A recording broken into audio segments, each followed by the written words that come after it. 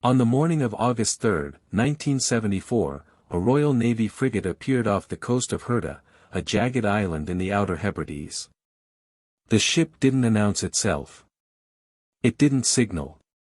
It simply anchored in Village Bay and waited. By noon, every person on the island was gone. No official statement was issued. No newspaper ran the story. The Ministry of Defense filed a single-line report, routine personnel rotation. But the island wasn't a military base. It was a wildlife research station, operated by the Nature Conservancy Council since 1957. 12 scientists and support staff lived there year-round, studying seabirds and monitoring the abandoned stone cottages left behind by the original inhabitants, who'd evacuated in 1930. The 1974 group wasn't supposed to leave until October. And they didn't take their belongings. Herta is not an easy place to reach. It sits 40 miles west of the Scottish mainland, exposed to Atlantic storms and surrounded by cliffs that rise 1,400 feet from the sea. There's no harbor, no airstrip, no radio tower. Supplies came by boat every 6 weeks. Communication was handled by a single shortwave radio in the research station's main building. On July 29, the station made its scheduled check-in with the mainland. The report was standard, weather clear, equipment functional, no incidents. The operator's voice was calm. He signed off at 18:22 hours.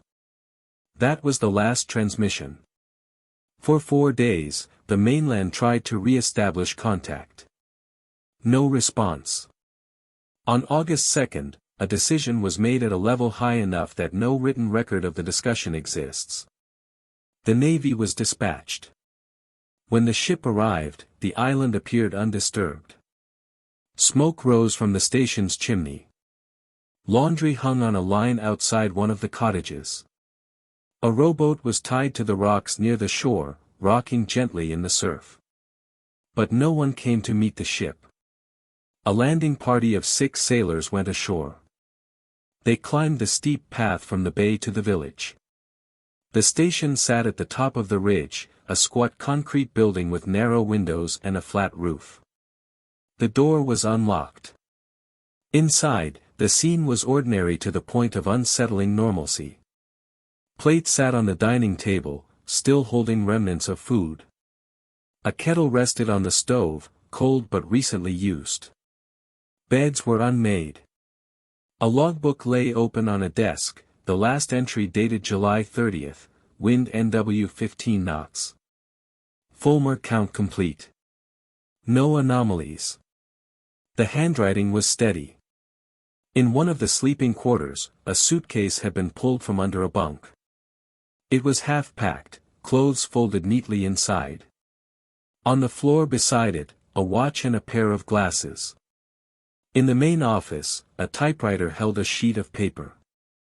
A single sentence had been typed, "It wasn't supposed to happen this way." The sentence was incomplete. No period. No signature. One of the sailors found a camera in a drawer. The film inside had been used. When it was later developed, the photos showed routine research work, birds on cliffs, weather instruments, group meals. The final image on the roll was different. It was taken from inside the station, looking out through the window. The landscape beyond was visible, the bay, the cliffs, the sea. But in the foreground, reflected faintly in the glass, was the figure of a man. He was facing the camera. His expression wasn't clear, but his posture suggested he was standing very still. None of the station staff matched his build. The sailors searched every building. The old stone cottages, the storage sheds, the generator hut. They found nothing out of place, and no one. They walked the perimeter of the village, calling out. The wind carried their voices away. At 1400 hours, they returned to the ship and reported their findings. 2 hours later, the frigate left. On August 4, a second team arrived. This one included a doctor, a ministry official, and 3 members of the Nature Conservancy Council. They conducted a more thorough search. They examined the logbooks, reviewed supply inventories, checked the shortwave radio. The radio was functional. It had not been damaged or tampered with. They found personal items scattered throughout the quarters. Wallets. Identification papers. A woman's wedding ring, left on a windowsill. One man's journal, kept meticulously for 7 months, ended abruptly on July 29. The final entry read, "Can't explain it yet. Need to confirm before I write anything definitive." There was no follow-up. The official report, filed on August 9, concluded that the station staff had been removed for safety reasons, and that the island would remain closed to civilians indefinitely. The Nature Conservancy Council was instructed to suspend all research operations. No names were released. No families were contacted publicly. When journalists inquired, they were told the matter was classified under the Official Secrets Act. In September, a 3rd team arrived to dismantle the station. They packed the equipment, sealed the buildings, and removed everything that could identify the previous occupants. Before they left, they placed a steel plaque on the station door. It read, "Entry prohibited. Ministry of Defense Order 1974. The plaque is still there. Over the years, a few details surfaced. In 1981, a former sailor who'd been part of the initial landing party spoke to a local reporter. He described the scene as wrong, but not in a way you could put your finger on. He mentioned the food on the plates, still soft. He said it looked like the staff had been interrupted mid-meal. He also said that when they searched the station, they found all 12 beds unmade, but only 11 sets of personal belongings. The missing 12th person was never explained. The station records listed 12 staff members by name. Personnel files confirmed their assignments. Supply logs accounted for 12 people's worth of food and materials. But when the inventory was taken after the evacuation, only 11 individuals' possessions were documented. One person's belongings simply weren't there. No bunk had been left untouched. No locker was empty. It was as if someone had carefully removed all evidence of their presence before the others vanished. The Nature Conservancy Council refused to release the names of the staff. Families were reportedly contacted privately, but no public announcements were made. A few relatives, seeking answers, wrote to government offices and received identical responses. Their loved ones had been relocated due to unforeseen circumstances and were unable to be reached for an indefinite period. None of those people were ever seen again. In 1983, a researcher named Dr. Colin Marsh attempted to access the restricted files under a Freedom of Information request. He'd worked with the Nature Conservancy Council in the 1960s and knew 2 of the men stationed on Herta in 1974. His request was denied. When he pushed further, he was informed that the files had been destroyed in a routine document purge. Dr. Marsh didn't believe that. He began his own investigation. He traveled to the Outer Hebrides and interviewed locals who'd ferried supplies to the island. Most were reluctant to talk. One man, a boat captain named Angus MacLeod, eventually agreed to meet. He'd made the last supply run to Herta on July 15, 1974. MacLeod described the trip as unremarkable. The weather had been good. The staff unloaded the supplies without issue. But he mentioned something that stayed with him. When he was preparing to leave, one of the researchers, a younger man, mid-20s, approached him on the dock. The man asked if MacLeod had noticed anything unusual on his approach to the island. MacLeod said no. The man nodded, but didn't seem satisfied. He asked if MacLeod had seen any other boats in the area. Again, MacLeod said no. The man paused, then said, "If you do, don't stop for them." MacLeod asked what he meant. The man didn't answer. He just turned and walked back up the path. McLeod never saw him again. Dr. Marsh also spoke to a meteorologist who'd reviewed weather data from the region in late July 1974. The records showed clear skies and calm seas for the entire week leading up to the final radio transmission. There were no storms, no anomalies, no environmental factors that would have justified an emergency evacuation. But there was something.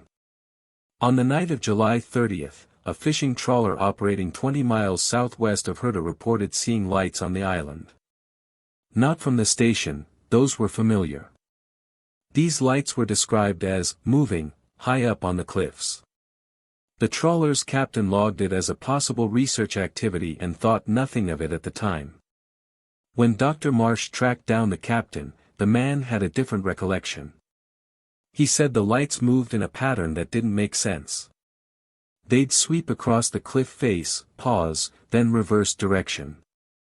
He'd assumed it was some kind of signal, but there was no other vessel in the area to receive it. The lights continued for approximately 40 minutes. Then they stopped. The next morning, the trawler passed closer to Herta. The captain looked through binoculars. He saw no one moving on the island. No boats in the bay. Everything looked still. He radioed the mainland to report the lights. He was told to disregard it. When he returned to port 2 days later, 2 men in civilian clothes were waiting for him. They asked him not to discuss what he'd seen. They didn't threaten him. They didn't need to. He never spoke about it publicly until Dr. Marsh found him in 1984. Dr. Marsh compiled his findings into a 90-page report. He theorized that the station staff had witnessed or discovered something they weren't supposed to see, something significant enough to warrant their immediate and permanent removal. He speculated that the island's isolation made it an ideal location for covert activity, possibly military testing or surveillance. He submitted the report to 3 major newspapers. None published it. In 1985, Dr. Marsh was found dead in his home in Edinburgh. The death was ruled a heart attack. He was 54 years old, with no prior history of cardiac issues. His files on Herta were missing. The island remained closed. In 1986, a small team of archaeologists was granted limited access to study the 1930 village ruins. They were accompanied by ministry personnel and instructed to stay within a designated area. One of the archaeologists, a woman named Fiona Grant, later described the experience as deeply uncomfortable. The station building was still sealed. But she noticed something. The steel plaque on the door had been scratched, as if someone had tried to pry it off. Fresh scratches. The metal underneath was bright, not weathered. Someone had been there recently. Grant also reported hearing sounds at night, mechanical sounds, like engines or generators. But when she asked the ministry escort about it, she was told there was no active equipment on the island. The team completed their work in 3 days and left. Grant requested to return the following year. Her request was denied without explanation. By the late 1980s, interest in Herta had faded. The story became a footnote, occasionally mentioned in articles about government secrecy or unexplained disappearances. Most people assumed the staff had been relocated as part of a classified operation and were living under new identities. But in 1990, something changed. A hiker on the Isle of Skye, 60 miles east of Herta, found a waterproof pouch washed up on a beach. Inside was a notebook. The pages were damp but legible. The handwriting matched one of the Herta researchers, a biologist named Dr. Elizabeth Henley. The notebook contained field notes, dated from May to July 1974. The entries were methodical, detailing bird populations and weather patterns. But the final pages were different. The last entry, dated July 30th, read, "They arrived last night. No radio contact authorized." We've been told to remain inside. Thomas tried to leave this morning. They brought him back. His hands were shaking. He won't say what he saw. The entry ended there. The notebook was turned over to police. An investigation was opened, then quietly closed 6 weeks later. The official statement said the notebook's authenticity could not be verified and that it was likely a hoax. But the handwriting analysis confirmed it was genuine. The hiker who found it gave one interview to a local paper. He said the pouch had been wedged between rocks, as if someone had deliberately placed it there, hoping it would be found. He also said that when he reported the discovery to authorities, he was visited twice by men who identified themselves as ministry officials. They asked him detailed questions about exactly where he'd found it, whether he'd opened it, whether he'd made copies. He hadn't.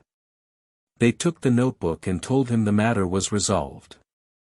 He never got it back. A photocopy of 2 pages survived. Someone, possibly the hiker, possibly a police clerk, had duplicated them before the notebook was seized. The pages circulated quietly among researchers interested in unexplained events. The first page showed routine notes, Fulmar sightings, wind speeds, barometric pressure. The second page was the final entry. But there was something else. In the margin, written in smaller, hurried handwriting, were 3 words, "Not from here." No context. No explanation. In 1993, satellite imagery of Herta became publicly available for the first time. Researchers examining the images noticed something unusual. On the northern cliffs, far from the village, there were markings on the ground.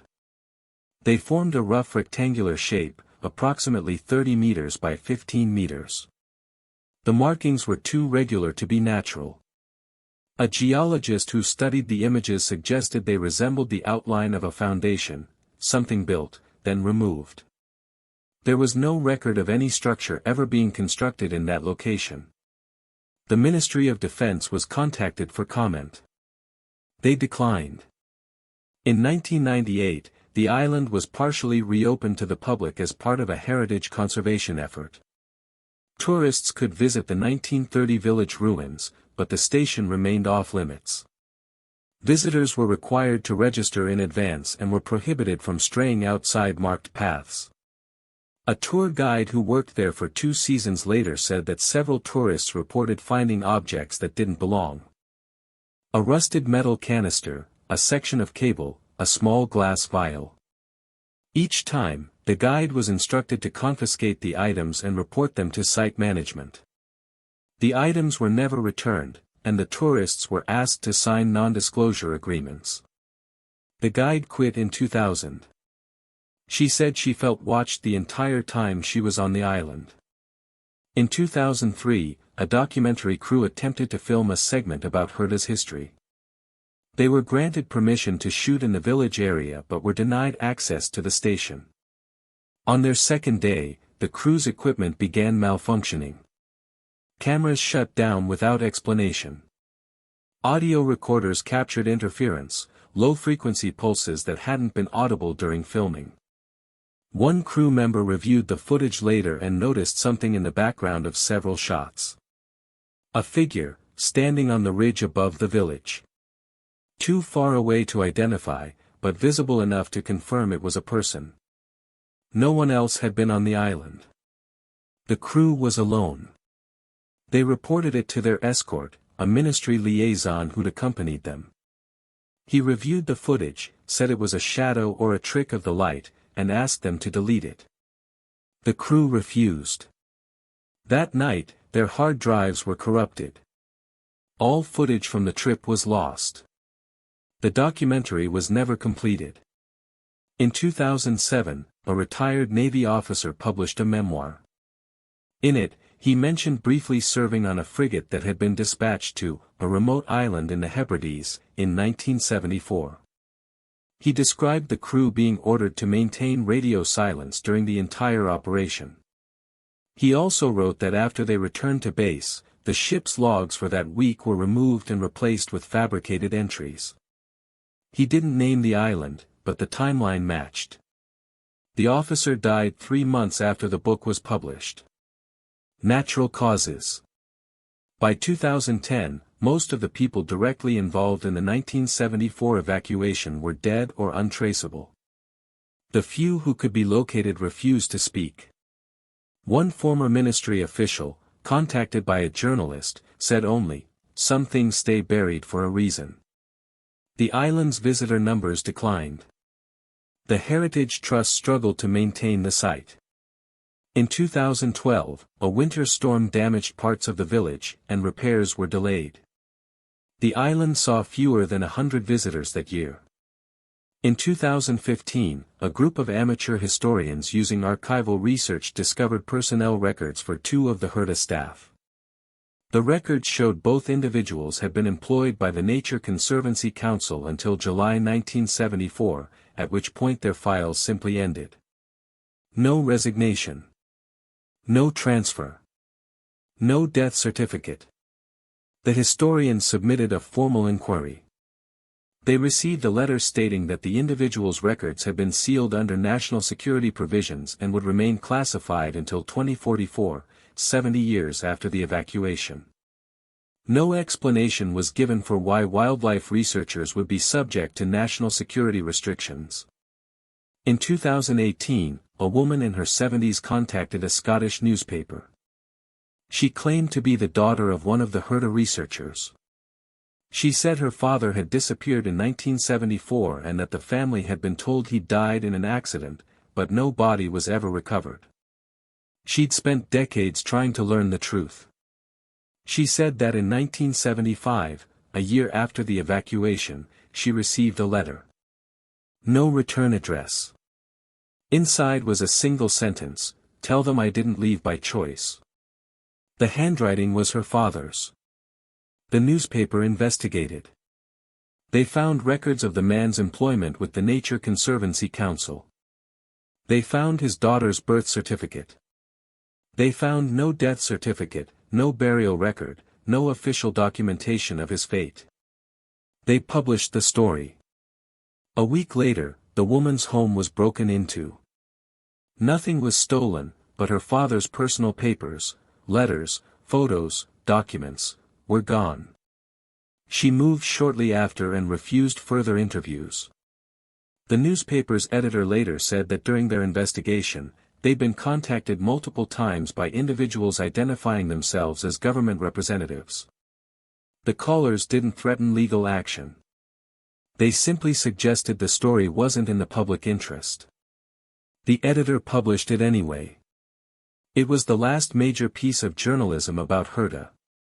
In 2021, the island was closed again. The official reason was environmental conservation and safety concerns. The Heritage Trust issued a brief statement thanking visitors for their support and announcing the suspension of all tours indefinitely. No reopening date was provided. A few months later, satellite imagery showed new activity on the island. Vehicles were visible near the station. Temporary structures had been erected. There were people. The Ministry of Defense did not comment. In early 2022, a commercial satellite captured a high-resolution image of HERTA's northern cliffs. The rectangular markings were gone. In their place was a smooth, graded area, freshly disturbed soil, recently compacted. Something had been buried there. A Freedom of Information request was filed, asking for details on the recent activity. The request was denied on the grounds of national security. A follow-up request was also denied. A third request, submitted by a member of parliament, was met with a letter stating that no records of activity on HERTA existed for the requested time period. But the satellite images were publicly available. The vehicles were real. The structures were real. In late 2022, a retired civil engineer who'd worked on Ministry of Defense projects in the 1970s came forward anonymously. He told a researcher that in 1974, he'd been part of a team sent to HERTA to dismantle sensitive equipment. He said the equipment wasn't related to wildlife research. He described it as communications gear, advanced for the time, far beyond what would be needed for a small research station. He said the equipment had been installed quietly in 1972, under the cover of the Nature Conservancy Council's work. He also said that when his team arrived to remove it, the station was empty, but it didn't look abandoned. It looked evacuated in a hurry. He was told not to ask questions. He didn't. When pressed for more details, he said only, "We weren't the first ones there after it happened. Someone else had already been through. They'd cleaned up." He refused to elaborate. In 2023, a FOI request filed nearly a decade earlier was finally processed. It revealed a single document, a transportation log from August 1974. The log listed a helicopter flight from Herta to a military airfield in northern Scotland. The passenger manifest was redacted, but the number of passengers was listed, 12. 12 people had been removed from the island by air. But the Royal Navy frigate had arrived first. If the staff were evacuated by helicopter, why send a ship? The timeline didn't align. A follow-up request for helicopter records was denied. The ministry stated that the original log had been provided in error and should not have been released. They offered no further clarification. In mid-2023, a former signals intelligence officer gave an interview under condition of anonymity. He claimed that in July 1974, listening posts in Scotland had intercepted unusual radio transmissions originating from the Herta area. The transmissions were brief, encrypted, and not on any known frequency used by the Nature Conservancy Council. He said the transmission stopped abruptly on the night of July 30th. He also said that within hours, the matter was escalated to a level far above his clearance. He was ordered to delete the recordings and forget what he'd heard. He didn't forget. He said the transmissions had a pattern, short bursts, repeating at irregular intervals. It wasn't Morse code. It wasn't any standard communication protocol. But it was deliberate. Someone was sending a message. In late 2023, the steel plaque on the station door was removed. No announcement was made. A climber who illegally accessed the island posted photos online. The door was now unmarked. The plaque was gone. The photos were taken down within hours. The climber's account was suspended. In early 2024, local fishermen near the Outer Hebrides reported seeing lights on Herta again, lights moving on the cliffs at night, just as they had in 1974. None of them filed official reports. Today, Herta remains closed. The station still stands, sealed and silent. The northern cliffs show no visible scars. The village ruins slowly crumble under wind and rain. No memorial exists for the 12 people who were stationed there in 1974. No grave. No plaque. No record. The families who lost someone on that island have received no answers. Some have stopped asking. Others still write letters to government offices, knowing they'll receive no reply. The official position has not changed, the evacuation was routine. The staff were relocated. The matter is closed. But the facts remain. 12 people vanished from a remote island in a single day. They left behind food on plates, clothes in closets, half-finished letters. They left behind no sign of struggle, no message, no explanation. One of them managed to get a notebook off the island. In it, they wrote 3 words in the margin, "Not from here." And somewhere, in a sealed file scheduled to remain classified until 2044, the truth is written down. It's been 50 years. The people who disappeared are presumed dead. The people who removed them are mostly dead. But the island is still closed. And at night, when the clouds clear, lights still move across the cliffs. What do you think they found on that island that was worth erasing 12 lives from history? If stories like this keep you awake at night, you're in the right place. Hit that subscribe button and turn on notifications, because the darkest mysteries are the ones they don't want us to remember. More buried truths coming soon.